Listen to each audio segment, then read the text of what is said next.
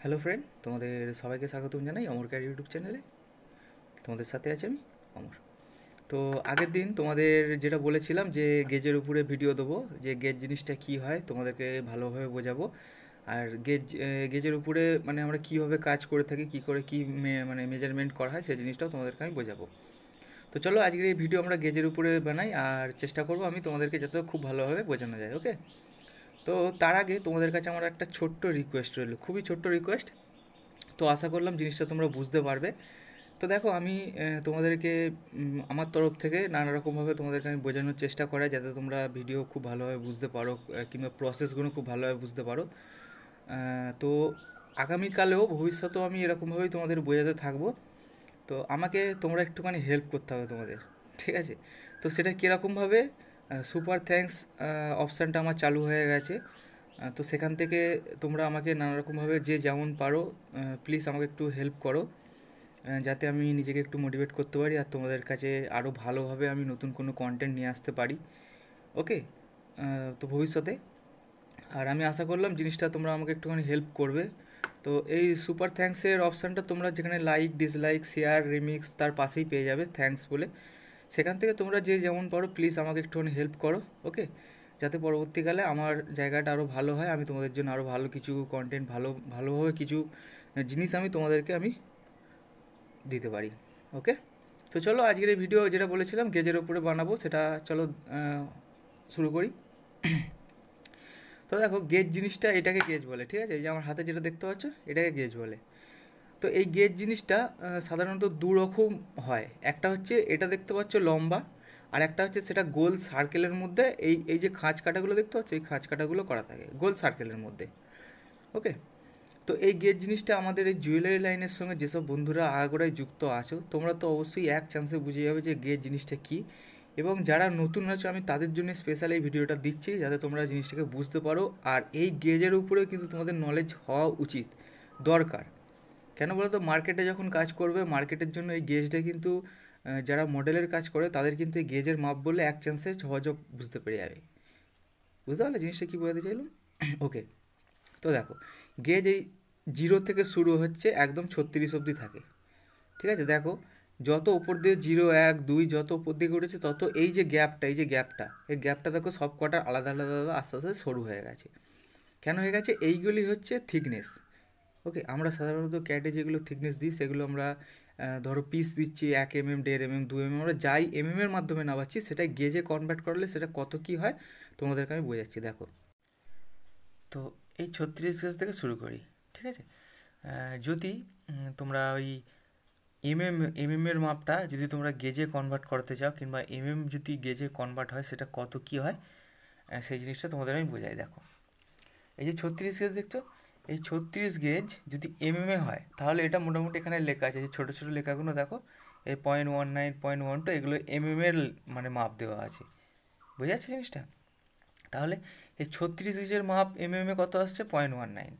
তো 0.21 হচ্ছে তোমার 35, 0.23 হচ্ছে 34, 0.25 হচ্ছে 33, 0.27 হচ্ছে 32, 0.3 হচ্ছে 31, 0.32 হচ্ছে 30, 35 হচ্ছে 29, 38 হচ্ছে 28, 42 হচ্ছে 27, 46 হচ্ছে 26, 51 হচ্ছে 25, 56 হচ্ছে 24, 61 হচ্ছে 23, 71 হচ্ছে 22, 81 হচ্ছে 21, 91 হচ্ছে 20, 1.02 হচ্ছে 19 গেজ, 1.22 হচ্ছে 18 গেজ, 1.42 হচ্ছে 17 গেজ, 1.63 হচ্ছে 16 গেজ, 1.83 হচ্ছে 15 গেজ, আর 2.3 হচ্ছে 14 গেজ, 2.34 হচ্ছে 13 গেজ, 2.64 হচ্ছে 12 গেজ, 2.95 হচ্ছে 11 গেজ, 3.25 হচ্ছে 10 গেজ, 3.66 হচ্ছে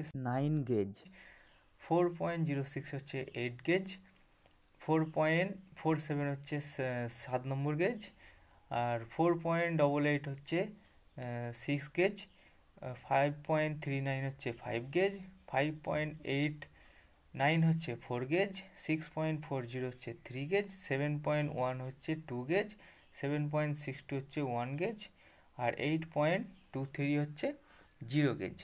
এইগুলো যে তোমাদের বললাম এটা প্লিজ তোমরা একটু মনে রাখো। এইবার দেখো আমাদের ক্যাডের লাইনে যেগুলো চলে সেটা গেজের সঙ্গে কনভার্ট করালে কত কী হয় সেটা দেখো, ঝপাঝপ তোমাদের আমি বলে দিচ্ছি। দেখো, যদি তোমরা জিনিসটা ভুলে গিয়ে থাকো প্লিজ তোমরা একবার ব্যাক থেকে শুনে নিও যে কতটা আমি কত আমি কত গেজে বললাম, তাহলে এবার আমি তোমাদের গেজে হিসেবে বোঝাচ্ছি। দেখো, আমাদের যে পিসে সাধারণত এখন হয়, আমরা মোটামুটি 20 গেজ হিসেবে পিসের চওড়া দিই, যেগুলো আমরা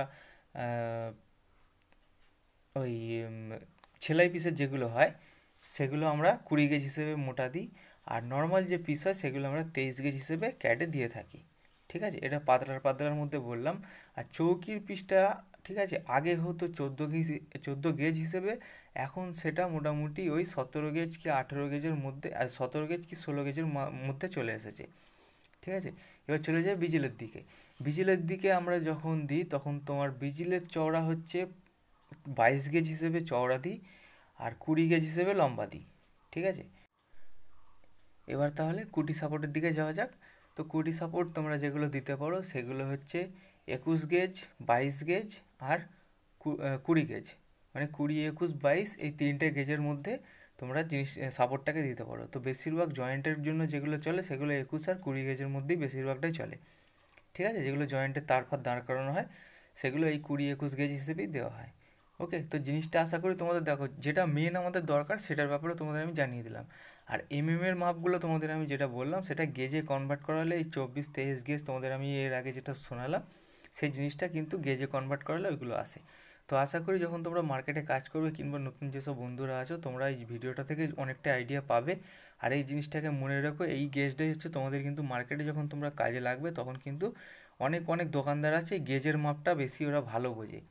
ঠিক আছে, মানে এর তুলনায় যখন গেজে তারা তাদেরকে বুঝিয়ে দেবে না তখন তারা এক চান্সে বুঝতে পেরে যাবে যে কাজের আমার থিকনেসটা এই হচ্ছে কিংবা এই হলে ভালো হয়। ওকে, তো আশা করি গেজের ব্যাপারটা তোমাদের আমি খুব ভালোভাবে বোঝাতে পারলাম। আর এই ভিডিও থেকে তোমরা যদি আইডিয়া কিছু পেয়ে থাকো আমাকে কমেন্টে জানাবে।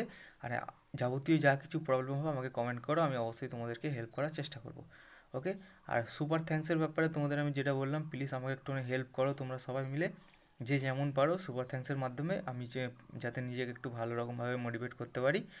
ওকে, তো চলো পরবর্তী ভিডিও আমি ওই বালির ওপরে নিয়ে আসছি, যে মাইক্রো সেটিং বালি বলেছিল সেই বালিগুলো আমি কিছু দেখাবো তোমাদেরকে, তারপর লকের দিকে চলে যাবো। ঠিক আছে, তো চলো আজকের এই ভিডিও তাহলে আশা করলাম তোমাদের আমি ভালোভাবে বোঝাতে পারলাম। তো খুব তাড়াতাড়ি পরবর্তী ভিডিওতে আবার দেখা হচ্ছে, চলো।